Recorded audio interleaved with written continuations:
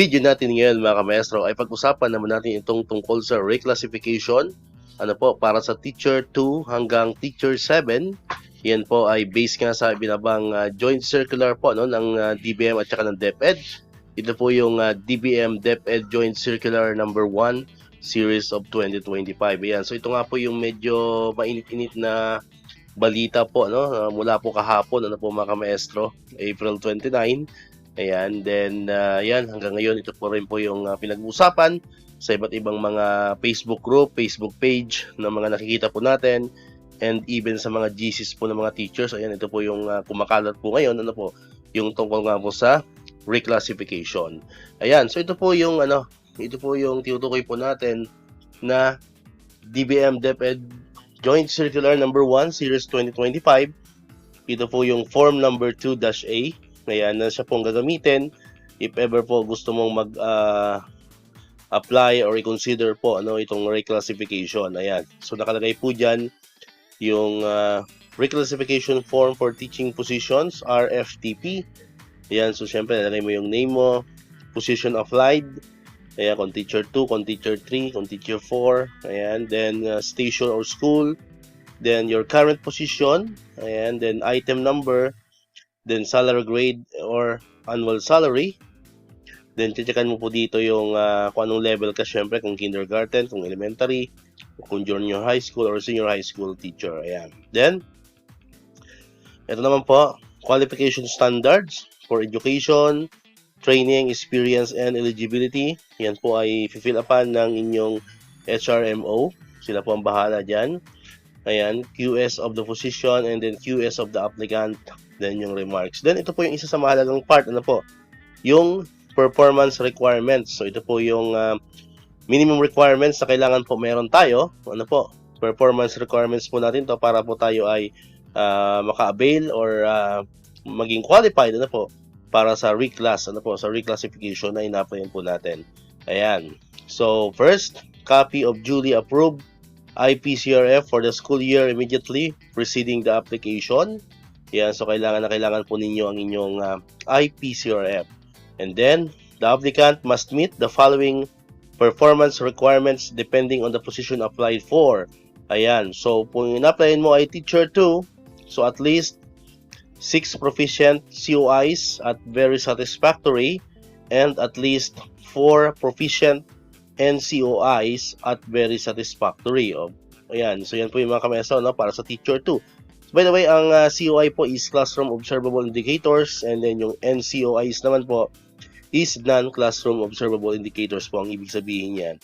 Then, kung in-apply nyo naman ay Teacher 3, so at least 12 proficient COIs at very satisfactory, and at least 8 proficient or NCOIs at very satisfactory. Now, for Teacher 4, so 21, ayan, medyo malapit, marami-rami na, no? 21 proficient COIs at very satisfactory, and 16 proficient NCOIs at very satisfactory. Now, pagdating naman ng teacher 5, ayan, so at least 6 proficient COIs at outstanding, and at least 4 proficient NCOIs at outstanding. So, hindi na po pwede ang very satisfactory or VS po mga ka-maestro. So, kailangan po both of your COIs and NCOIs are outstanding para po yan sa teacher 5. Then, pagdating naman ng teacher 6, at least 12 proficient COIs at outstanding, and at least 4 proficient NCOIs at very satisfactory, and 4 proficient NCOIs at outstanding. Ayan, so dito naman po, no, medyo may nadagdag. Ayan, particularly po, no, sa NCOIs, so sa non-classroom observable indicator, so kailangan meron ka pong BS na 4, and 4 naman na outstanding. Next naman po is for teacher 7, at least 18 proficient COIs at outstanding, and at least 6 proficient NCOIs at VS or very satisfactory, and 6 proficient NCOIs naman at outstanding. Ayan, so dito naman po ay tag-anim na, no? Tag-anim na NCOIs for VS and outstanding mga ka-maestro. Next, ito naman po yung summary of the achievement of PPST indicators. Ayan, so ito po yung domain 1, content, knowledge, and pedagogy. So ito po yung checklist natin kung ikaw po ba ay nakakuha ng outstanding or BS dito sa mga nabanggit na mga indicators or mga strand. Alright. So, yung first, we have the apply knowledge of content within and across the curriculum teaching areas. Next, use research-based knowledge and principles of teaching and learning to enhance professional practice. Next po, ensure the positive use of ICT to facilitate the teaching and learning process. Use a range of teaching strategies that enhance learner achievement in literacy and numeracy. Next po, apply a range of teaching strategies to develop critical and creative thinking as well as other higher order thinking skill. Next is display proficient use of mother tongue, Filipino, and English to facilitate teaching and learning, and use effective verbal and nonverbal classroom communication strategies to support learner understanding, participation, engagement, and achievement. Next naman po for domain 2, ito naman po yung mga indicators niya, no? For domain 2, we have the learning environment. Ayan, establish safe and secure learning environments to enhance learning through the consistent implementation of policies, guidelines, and procedures. Next, maintain learning environments that promote fairness, respect, and care to encourage learning. Next, we have managed classroom structure to engage learner individually or in groups in meaningful exploration, discovery, and hands-on activities within a range of physical learning environments. Next, we have maintained supportive learning environments that nurture and inspire learners to participate, cooperate, and collaborate in continued learning. Next, we have applied a range of successful strategies that maintain learning environments that motivate learners to work productively by assuming responsibility for their own learning. And last, for domain 2, we have managed learner behavior constructively by applying positive and non-violent discipline to ensure learning-focused environments. Next po, we have domain 3, diversity of learners. Ito naman po yung mga indicators. First, we have used differentiated, developmentally appropriate learning experiences to address learners' gender, needs, strengths, interests, and experiences.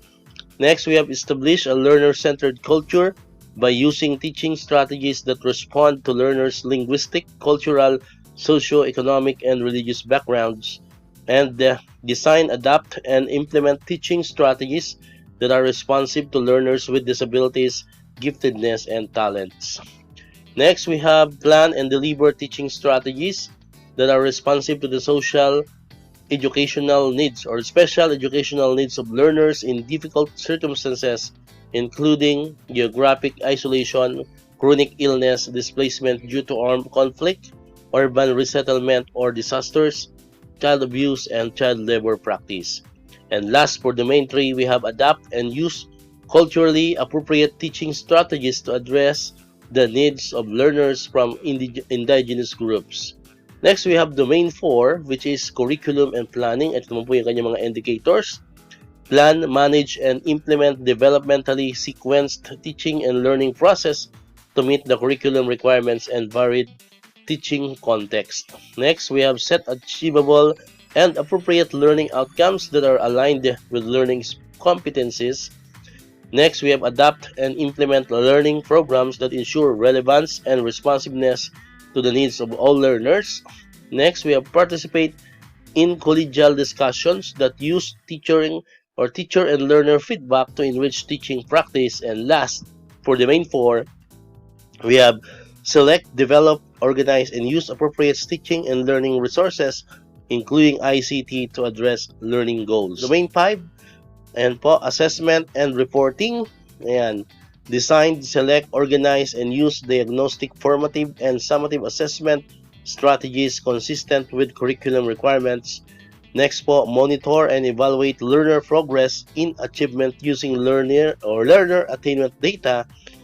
And next po, use strategies for providing timely, accurate, and constructive feedback to improve learner performance. Next, we have 5.4.2, communicate promptly and clearly the learner's needs, progress, and achievements to key stakeholders, including parents and guardians. And last is 5.5.2, utilize assessment data to inform the modification of teaching and learning practices and programs. Next, we have domain 6. So we have here, maintain learning environments that are responsive to community context. Next po, 6.2.2, build relationship with parents, guardians, and wider school community to facilitate involvement in the educative process. Next po, 6.3.2, review regularly personal teaching practice using existing laws and regulations that apply to the teaching profession and the responsibilities specified in the Code of Ethics for professional teachers. And last po, for domain 6, we have comply with and implement school policies and procedures consistently to foster harmonious relationship with learner, parents, and other stakeholders. Next po, ito yung pinaka-last na domain, no? Yung domain 7, we have personal growth and professional development. We have 7.1.2, apply a personal philosophy of teaching that is learner-centered. 7.2.2, adopt practices that uphold the dignity of teaching as a profession by exhibiting qualities such as caring attitude, respect, and integrity. 7.3.2, participate in professional networks to share knowledge and to enhance practice. 7.4.2, develop a personal professional improvement plan based on reflection of one's practice and ongoing professional learning. And last po, domain, yung last indicator for domain 7, we have 7.5.2, set professional development goals based on the Philippine Professional Standards for Teachers. And then syempre, yan na po yung summary, yung total number of O and BS, kung ilan po yung nakuha mong outstanding, and ilan naman po yung nakuha mong very satisfactory. Next po, ito po yung number 3, yung comparative assessment result, which includes po yung education, training experience, performance, classroom observable indicators, non-classroom observable indicators, and your total score. Ayan. So, syempre, conforme po signed by your as the applicant, teacher applicant, then attested by the HRM PSB chairman. Then yung part 4 po is yung DepEd Schools Division Office Action, reclassification of position from salary grade to salary grade. So depende kung anong salary grade kagaling.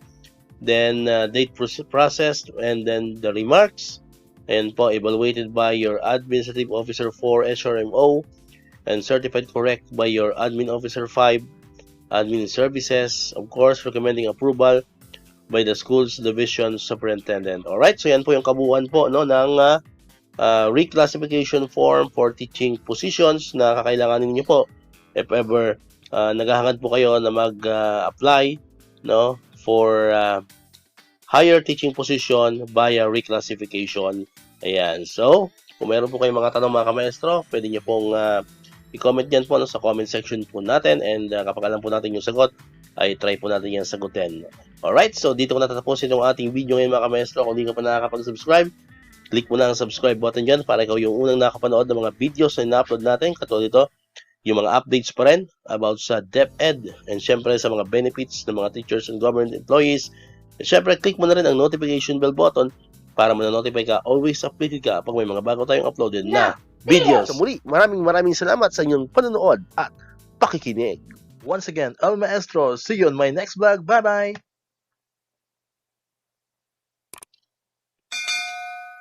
1, 2, 3, come on!